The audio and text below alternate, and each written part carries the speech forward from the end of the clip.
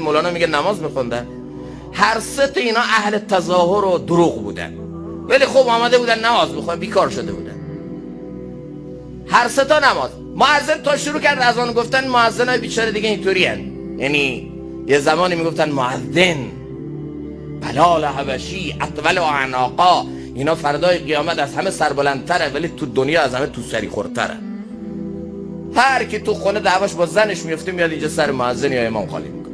خدا نکنه از هر جا ناراحته، رفته به فلان اداره جوابشو ندادن، خانمش بهش چی گفته، میاد اینجا دیگه میگه حرفشو، بعدم میره.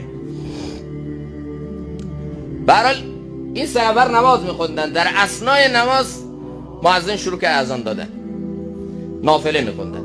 یکی از همینا خواست خودی نشون بده دیگه، بالاخره ما هم هستیم دیگه، داریم نماز میخونیم. بعد گفت که این مؤذنم تو نماز، این مؤذنم داره اذان میده، وقت داخل شده